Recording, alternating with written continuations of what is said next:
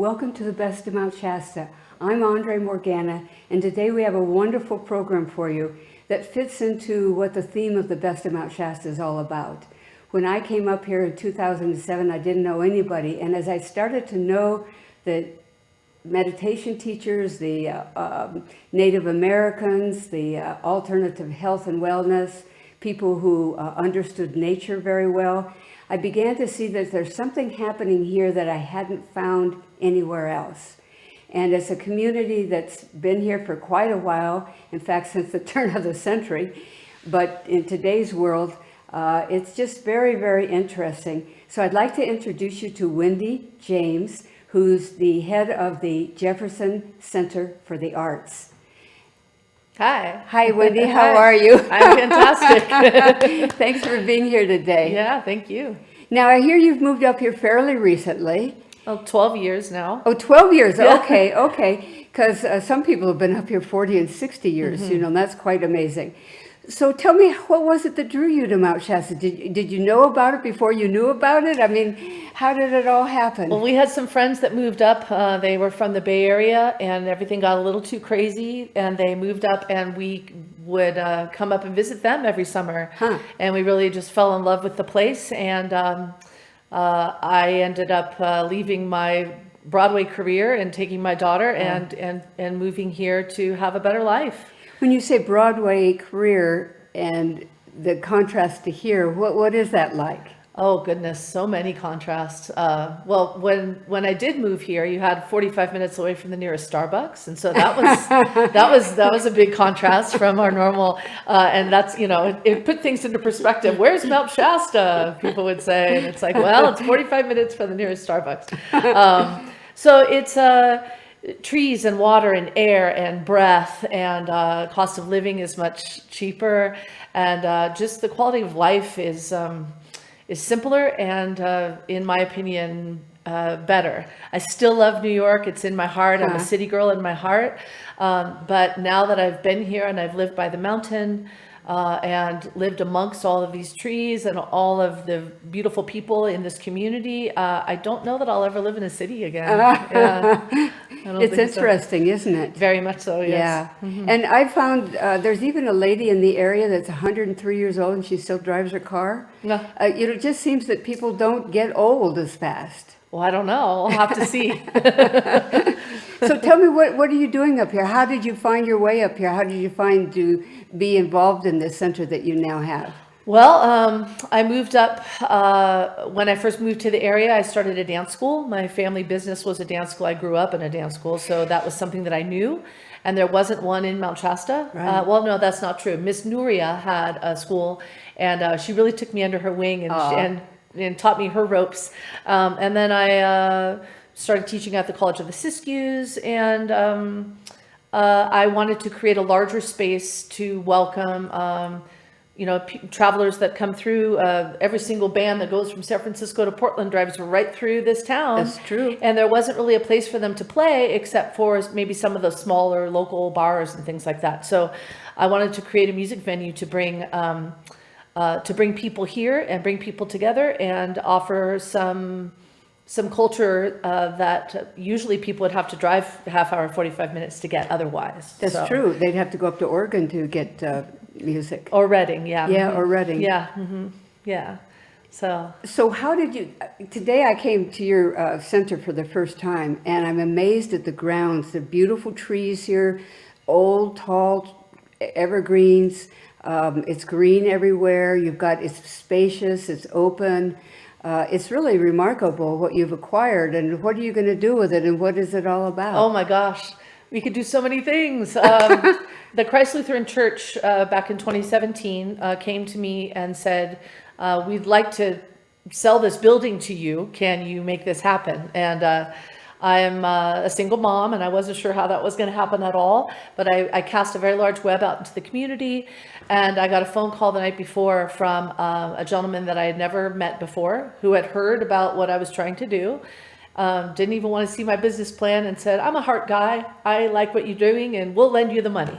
Amazing. And so since that time, those kind of things do happen up here in Mount Shasta. So much. And since that time, it's been one thing after another of synchronistic events that have helped us build this into what it is now. And to answer your question further, we are, because we're evolving slowly, because we have to, the community is really creating what this space is going to be. So Which is really as it should be. Yes, Yeah. and so it's organic, and things are in the flow. We have a school here now. We have a beautiful field that we would eventually like to turn into perhaps a community garden or a children's garden or something that the community can gather. Participate in. Yeah, so the future remains to be seen, and whatever it is, it'll be wonderful. So Now, this place is known worldwide as Yes. being a spiritual destination. And people literally come from Asia, Japan, Russia, all parts of Europe, Spain, all parts of South America. It's really amazing. Thousands of people come here especially every summer. And it's something that they seek. And it's something that I found that no matter who the person is that lives here has touched upon the spiritual in their own way. So how has that affected you coming up here that's different from how you were before or enhanced how you were before? well, it's I overheard, I was camping with my family, and I overheard a woman talking to her friend about, oh yeah, I lived in Mount Shasta, and boy, that mountain, it makes you be yourself, and I couldn't handle it, and I had to go, and but I need to get back there, and it's so beautiful. And what I have found is that there's so many stories about the mountain, the violet flame within it, or the Lemurians that live inside, or anything. But Yeah. the truth is, and I think that's something, even if you're a cowboy, even if you're a new ager, even if whoever you are, you feel the power of this mountain. And in my opinion, it makes you, or it encourages you to be your authentic self. And being around all the trees and the nature and just the sheer glory of the place, it inspires you to be your true self. And So to, what is a true self? What would you say that is for you? Oh, for me? Yeah. Oh, I'm still figuring that out. That's true, isn't For it? sure. Yeah. Yeah. But And, you've identified something that you say is special and that it's authentic. Well, yes. And what I have found being here, the things that are important are family, of community, of health, and that is wealth. My grandmother always used to say, if you don't have your health, you don't have anything.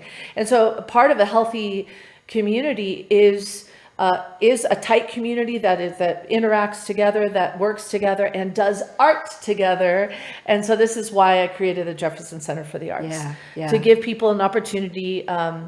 It's not a political thing. It's not a religious thing. There's no black and white. Art is something that bridges everyone together. Yes.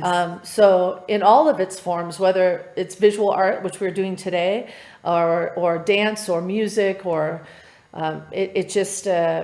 it's a universal language. Yes. And so I wanted to create a center to be the home for that.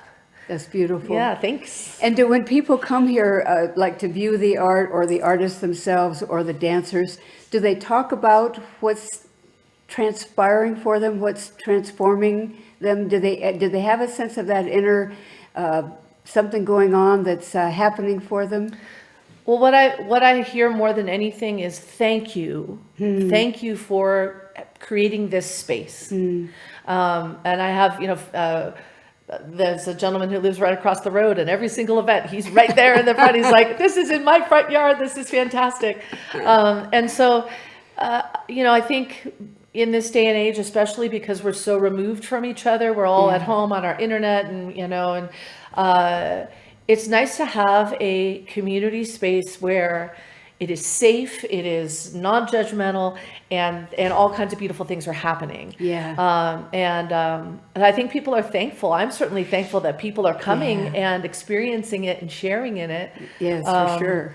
Yeah, so it's very exciting. Yeah. So what kind of changes now when for instance, you have your dance classes with younger people, correct? Yes. And when they come, they have a certain level of expertise. and then they develop during your classes. And do they have that sort of awareness of what's happening that way? And do they find themselves happier and they're meeting friends in the class? What is the transformation that's going on for them? Well, I know that I started Shasta Studios, School of Theatrical Dance in town when I first came here, and that was 6 years ago now, or yes, 6 years.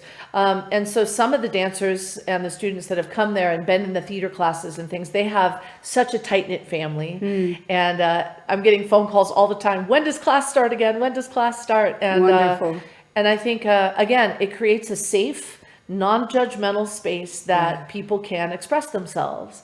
And for youth that are, well, we're all trying to discover our true selves, but especially like youth to have a place that maybe if they're not into sports or if they're not, it gives them another opportunity to play and to express themselves and be free, so. And then what is your sort of observation of how the parents have been from like when you first came to town? Was everybody kind of, what is this that's going to be happening? Well, I don't know. As far as the youth is concerned, I think that the parents really celebrated the children's theater when it first came, and the community's been really very, very, very supportive. And the College of the Siskiyous has been very supportive as well, and has a big camps with like 75 kids in it, and they don't have to pay anything, and they put on a big Broadway show, and that's people look forward to it every year. And this year, because of the COVID pandemic, we weren't able to do it, which was heartbreaking. Of course. Did you do it online or what happened? No, we couldn't. Yeah, because even the dancers themselves would have been too close together. Yeah. And it's Interesting. hard to do music. It's hard to do music online, and so we just decided to wait, and everybody did lots of camping instead, and things like that. So, Yeah, they didn't have to drive miles and miles and miles. at all. Yeah. Even in their own backyard, they could be camping. That's right. That's right. So what kind of sort of outside of your school and the center here and the activities you've been doing, do you have things that you enjoy in the area? My goodness, so many things. There's endless amounts of hikes, endless amounts of mountains to climb, and rivers to swim in, and lakes to swim in, and caves to climb in, and it seems so vast, so full of natural wonder. And my mate has been here for 22 years and still hasn't seen everything he wants to see. Interesting. And yeah. Interesting. Not to mention a sky full of stars every night. Isn't that something? Yes. I take my dog out in the middle of the night, and first I was grumpy about it, having to wake up at 2 and 3 in the morning. But now it's like I go out and I just am like this while she's out, wandering around. Yeah, for sure. And I have to be out there because we have coyotes in the area. Oh, yes. Where I am. Yeah, the stars are so inspiring. I have an 8-year-old daughter who just decided she wants to be an astrophysicist. And it's like, well, this is a really good place to learn about the stars, know, so. Does she have a telescope? Not yet, but her birthday is coming, Sandy. That's great. Yeah. And do the kids do a lot of exploring around here, or they sit in the house and watch the TV and on the internet and all of that? I think, everybody has to strike a balance, because, and, every family is different. I was with our family once a week. We have a no electricity, let's go back to the old times kind of thing. We just light candles, and it was so fun. You end up doing things that you wouldn't have thought otherwise, or, remember that book that I put on the shelf 4 months ago, or whatever. So, and so I don't know, it's nature inspires you or inspires me rather to keep things a little bit more simple, and to breathe deeper, and go a little slower, and look around, count your blessings, all those things, Have you found that, because I know during the pandemic, you're always aware, especially in news and stuff, about how everybody's so tense and worried, and the fear level is so high. Living in this area, you can't really grab onto that, because it sort of like forces you back to just living in this area, which is much more relaxing. Well, I think so. I mean, and I think also because we're a smaller community, people tend to, at least in my experience through these past several months, have been pretty respectful of one another, and been kind to one another. And if they didn't want to be out, they just stayed home. And there was always people to come and deliver people groceries or whatever. It's still the small town aspect of it was very, or it continues to be just a kind of a heartwarming feeling because you don't feel alone because you know your neighbors, you know. And I have many friends who live in New York City, and I wonder, you know, what it would be like to not be able to leave your house and to not be able to sit under a tree or, you know, not, you know, so I feel blessed. Yeah, definitely. I've been Yeah. working, volunteering once a week at one of the food places where people come to get food. And I'm amazed at, and then I become aware of all the other food places in Siskiyou County. And I'm just amazed at the amount of grants they've been able to get and the amount of food that they have to give the people and the amount of camaraderie. When I go in there, it's just smooth. You know, everybody's, you know, doing this and doing that and rushing to get it all ready. But there's nobody complaining about anything. It's just, it's amazing. That is amazing. Well, we have some wonderful organizations here that really Yeah. reach out and help people. Organizations that helped me start my business when I first came to town. You Great. know, everyone really looks out for one another, and that's, you know, Yeah. it's pretty neat. It is neat. Yeah. Tell me something, because I'm going to stretch the conversation a little bit more right now. Okay. You told me you grew up in San Francisco, and you've got deep roots there. Yeah. And that's exciting because I grew up across the bay, and so it was fun Yeah. to sort of, oh, okay. Yeah. I would have known what you were like when you were a kid. Yeah. But were there moments where you sort of felt that you were having sort of an awareness of who you were as a person on the earth, or just something that you could call spiritual, or there was something that you saw in nature that just struck you as special? Were there things just growing up, just kind of as you were developing in your life, that you could put in that category? Well, I was lucky well, I grew up in a dance school. My mother was a choreographer, and my family business was a dance school. So I grew up in a kind of a sheltered pocket of art, which there are worse places to grow up, absolutely. But art in San Francisco, I mean, my gosh. But I never went camping. I never really was outside. I didn't climb trees. I didn't do those things. I was in class all the time. And so as an adult to come to places like this, or so like when I first saw the redwoods in Big Sur, you know, it just, the trees were my teachers. They felt like my teachers as I started becoming an adult. When I wanted my own space, I would go to the trees. Interesting. Yeah, absolutely. Yeah.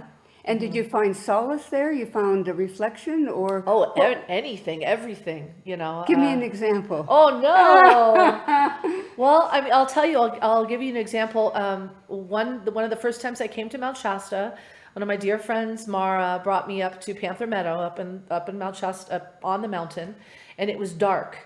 And Panther Meadow is a very magical place. And she said, And for those who don't know about Panther Meadow, what makes it magical? well, there's panthers there. No, I don't know. I don't know what makes it magical. It feels magical. It feels like a sacred place.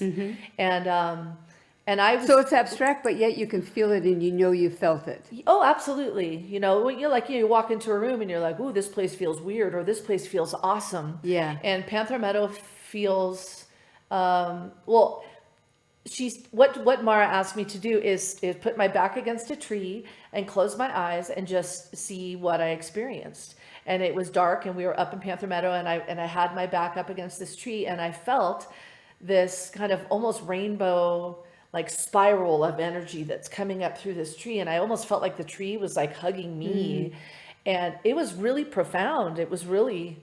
She goes, "What'd you feel?" And I tell her, and she goes, "Isn't this place great?" And there's all kinds of places like that nature seems to speak to you. Yeah. And I know that there's different places on the planet that people will say that the veils are thin, or you can access other worlds, or any of those things. And there's places in Mount Shasta that I feel are incredibly sacred and incredibly connecting to us and whatever our higher self is, Yeah. Yeah. How would you define your higher self? Like I said, I'm still figuring that out. But I will say a path for me is creating art and bringing people together. Teaching helps me access what what my path is and what brings me joy. And Wonderful. The arts in general always have brought me joy. And so now to be a teacher and also to have to own this building and to be able to open my doors and have the community Yeah. come and share it, I feel like the luckiest woman on earth. Yeah, you are. I feel like it. I feel like it. Yeah. It's a marvelous place. Anybody who comes to Mount Shasta, definitely come by the Jefferson Center of the Arts. Yes, Lassen and Pine Grove. Yeah. And you'll see it growing over the years. I feel like I'm sort of like, not at the beginning of it, but sort of like an intermediate stage of this, of where you're going to go to. We'll see. We'll see. It's been evolving quite beautifully. Yeah. And the people that have graced our room here with their voices or their music, it's like, it's always been a really profound experience, you know? Wonderful. So the more people hear about it, the more that we can afford to bring artists in here. Yeah. And the community, you know, has been just so supportive, and I'm very thankful. And So tell me about this art show that you have Oh, yeah. here. What's it say and what's it's it all about? 19 works, creations from isolation. It's 19 works, we have 50 works actually in the room. All disciplines, from people from all the way down from Tehama County. There's a gentleman that actually is from Australia, but he came here to visit Mount Shasta on a spiritual quest back in February, and then because of COVID got stuck here, and so now he's just been here creating art. Oh, that's And I wish I wonderful. could turn the cameras around and show you what he's created. Well, we'll put Yeah. pictures on. You Okay. tell me, introduce me to the pictures, and Yeah. I'll make sure to Okay. address it as such. I will. So what it is we wanted to offer artists that are creating things in their homes to come and show us what they've been doing for the past several months. And if you come to the show, you'll see what a wide, like a vast, diverse group of people that we Yeah. have, you know, in our community and in our region, and amazingly talented people. Do they say to you what's different about the work that they're doing now during the pandemic as opposed to the work they've done before? Well, things are deeper because Huh? the people are quieter, and they have less distraction because they can't get out. And so some things are COVID related, some things are not at all. There's been some beautiful masks and also things that are reflecting the fear and the uneasiness and the things that also are part of this whole pandemic. And Yes. so but we have mask making here, so you can design your own mask, and That's great. and we've invited everybody to put like chalk drawings on the front, and community art is everything. And so I hope that lots of people will be able to come to the show. I think we have some people lining up in front right now to come in, which is very exciting. And It is exciting. yeah. Are there sort of final words of what you would like to say to everybody? Oh, well, if you are in Mount Shasta, please come to the Jefferson Center for the Arts and see 19 Works, Creations for Isolation. We run through Labor Day, 6 to 9 every night, entrance by donation, and mostly all the works are for sale, and it's all tax deductible, and you're supporting not only our local artists, but our community as well. Yeah, So yeah, exactly. yeah. And it really is quite a variety. There's not like one theme going through. You kind of look at this and the next one is totally different. The Yeah. next one's totally different. Yeah, so come pick your favorite and let us know what it is. Yeah. And then what do you have planned after the pandemic, or do you think that won't be Well, we've far had to down the cancel. road? We've had to cancel quite a bit, and you know, Yeah. we'll just we're in a place of evolution right I now. thought it was interesting. You were telling me some of the music that you had to cancel, and it was people from we other had countries. We had someone that found us on the internet from Senegal who was coming to do a national tour and wanted to come and play here, Yeah. and classical Indian musicians that were going to come and play, and so you know we'll bring them back when it's all safe to do so. In Exactly. the meantime, we are doing socially distanced, you know, COVID safe events like this, and some outdoor events as well, and we'll just see what happens. Well, and you're so fortunate that your viewer at the moment can't see how large this room is, but it's huge. And so you'll easily have 6 feet in between people. Yeah. Yeah, for sure. And Yeah. it's nice in that way because then they can enter into the painting by themselves and not, it's not like the San Francisco Museum of Art where you're like this. That's right. That's right. And Katie James and Michael Howell were the curators of this show. Jason Henderson has done all the lighting, and they've arranged it so there's pockets that you can kind of be and take in the art and still feel safe, and be able to socially distance and all of The that. things we So, think about in these the days. things, yes, this day and age. Yeah. Well, we actually have a little bit more time to speak, and, Okay. and I'd like to ask about the development of what you're doing here is so needed in this area.